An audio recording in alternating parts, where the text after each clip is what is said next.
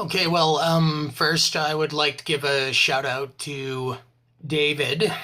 Thank you very much, David. You inspired me to make this video, I suppose. Well, maybe not inspired, but you shared that post about Disney officially confirms they will be making more Alien movies, which I'm pretty pumped for. However, while that's the shout out, the actual content of the video is for a gentleman named Andrew. Okay, well, Andrew, in your little query in the comment box there, you said how much you want to bet they're gonna make them drastically PC and PG rate them. I can see them doing the PC thing. However, probably not. I could see Disney pushing for it, but not getting too much of it in the movie. Anyway, let's get into why. And why they're not going to end up being PG. Disney's not in a good situation right now. They're not doing well for theater sales. Their theme parks and resorts are still doing fairly good for attendance, but Disney has hemorrhaged a lot of money on the $4 billion purchase of Star Wars, which hasn't brought in the returns that they were expecting. Now, currently, despite Disney owning Lucasfilm, they don't actually own the rights at the moment to the original trilogy. Those belong to TBS Superstation, I believe, until 2021. So Disney's not making a nickel at the moment off the original trilogy, and their ventures into the franchise have gradually declined, to say the very least. So this doesn't paint necessarily a good picture for Disney, but going a little bit beyond that, have you noticed recently that all of those really awesome superhero shows have kind of been getting canned off the air, even though they were critically acclaimed and tended to have a fair amount of viewers? Well, these two things are somewhat intertwined to each other in that there are, or at least were, a lot of properties owned by Marvel being hosted on streaming platforms like Netflix, Hulu, Crave, whatever. So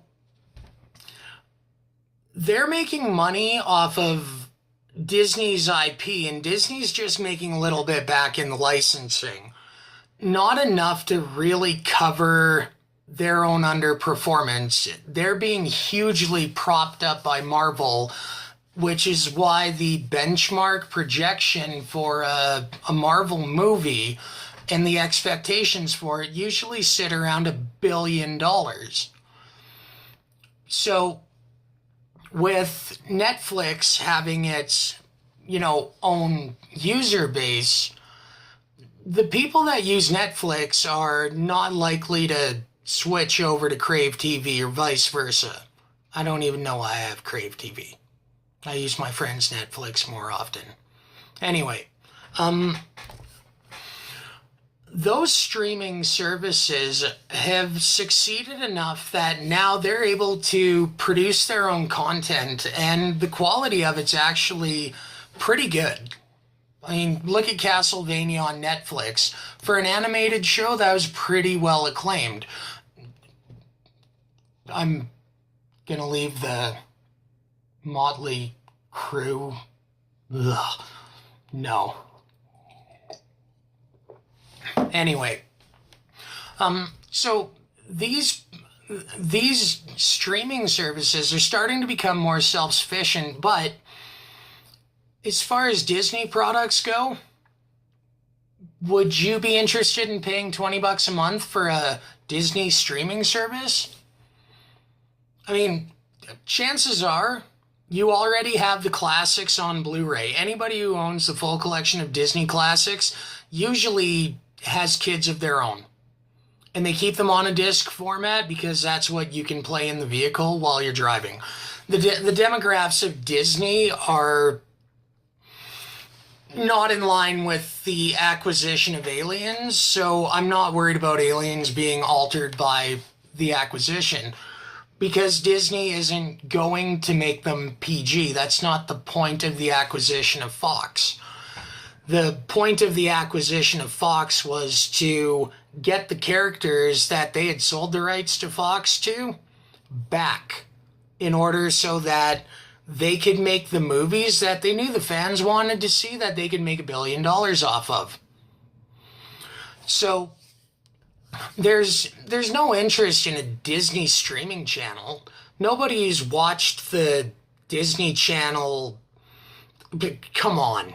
Would you pay $20 a month to have access to reruns of the Disney Channel and good old Hannah Montana? No. So when it comes to the streaming service that they've said that they've got planned, there's actually no interest in it. And there's nothing that they're going to make money off of because nobody wants it. Nobody needs it. Nobody cares for it. It's kind of irrelevant. Any good movie by Disney is already on a shelf in most people's living rooms. The classics. Come on. Nobody's going to go out and buy a DVD copy of Will Smith playing the genie. But they might stream it. So Disney's rushing out a whole bunch of just crap products to stock up their stock in-house library of what they have to work with for their upcoming streaming service. The demographics are against them. No parent is going to want to pay $20 a month for access to what they probably already have sitting on the shelf.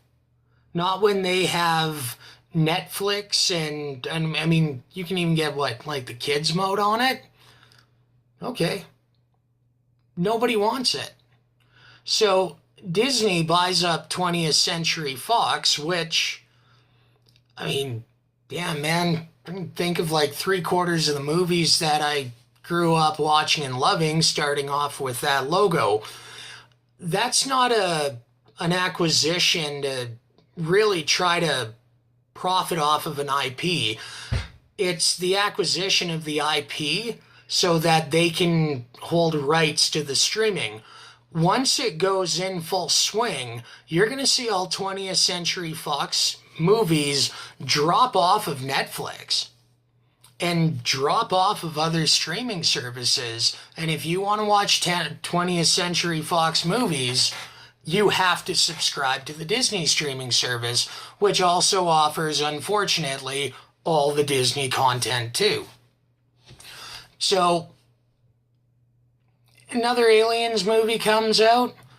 The last I heard about an Aliens movie, to sum it up briefly, was we were going to get a retcon, Alien 5, that was going to kind of replace the ending for Aliens, because nobody wanted Alien 3.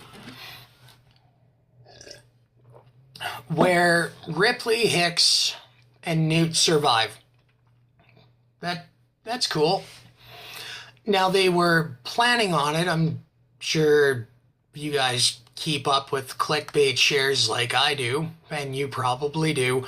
You already know that Neil Blomkamp was on board for being the director, handpicked by Sigourney Weaver, who had pretty much taken on creative control for it. And, I mean, there were even some teaser posters made up. And then we never heard of anything again, and then all of a sudden we got Prometheus. Well, apparently all that boiled down to was Ridley Scott was pissy that at the end of Alien, people wanted more of the Xenomorph. He wanted, I guess, apparently he was trying to go for this, like, do androids dream of electric sheep kind of philosophy about whatever. I don't know. I don't care. But yeah, apparently he had the project put on the back burner and said, you don't get to do that till I get to do my Prometheus project. Because I want people to be forced to sit through the things I wanted them to think about at the end of the first one, instead of liking the second one more and just wanting more of a barbaric slaughter fest. Mr. Ridley Scott, if you're watching this, if you didn't want us to demand more blood, you shouldn't have put the perfect killer in front of us in an observational manner, assessing how he goes about stalking his prey with great efficiency. If you're pissy that we wanted more Colonial Marines, Alien versus Predator, StarCraft blow shit up in space instead of wondering about the origins of the space jockey and what were the aliens and how did they get there, you pseudo-philosophical fuck.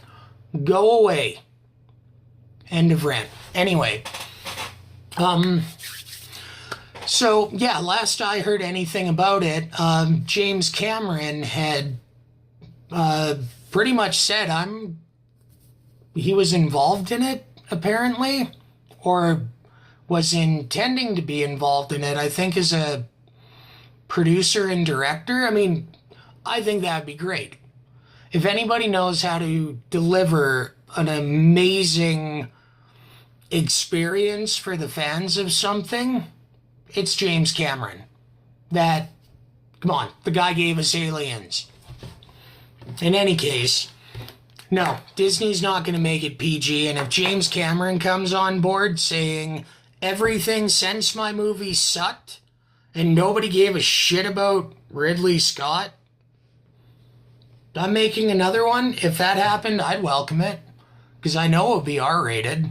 I know we'd probably get Michael Biehn, Sigourney Weaver, Lance Henriksen back in it.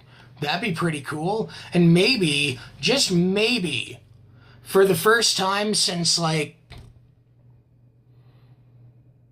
don't know what, the mid-90s, when the comics were kind of all the rage and they retconned the story the way they were going to do in the movie. You know, back before it all sucked. But, just in closing, no, if Disney's acquiring it to fuel their streaming service now that they've acquired the IP, I honestly don't think with James Cameron, if he is on board, I can't see Disney being able to strong arm him into a PG thing. Because the fact is, giving the fans of this franchise who have just been kicked time and time and time again since the mid-90s, when we were given the comic books that were really awesome. And I mean, the 2009 Rebellion game was fucking well made, boys, but longer, please? 4-hour campaigns, not nearly enough, and I need a fix. Because we got screwed on Colonial Marines. We got screwed by Ridley Scott. Sorry, long day. Anyway, no. If Disney might have put up the money to make an Alien movie, another one, they'll just be putting up the money for it. It would be like the way Disney puts up the money for Marvel to make a Marvel movie, except this one will just be an R-rated studio. And to tell you the truth, I wouldn't doubt that in the credits you probably see Disney mentioned only where required by law in passing. They need it. They need to bring in the fans. They can't afford to alienate the fans because you're disappointment after disappointment after disappointment.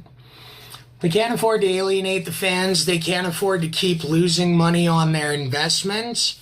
And if Disney's Disney, if the competition's getting a bit ahead of them, they got to compete. This is all acquisition for an exclusive to Disney streaming thing. Guarantee it. And believe you me, when their streaming service hits, you're going to see a whole bunch of 20th Century Fox movies just drop off of other streaming services, never to return. This is... I think it's bullshit, but I got the DVD box set on the shelf, so I don't necessarily care. Anyway, I don't think Disney will screw it up. Have a good one. Bye-bye.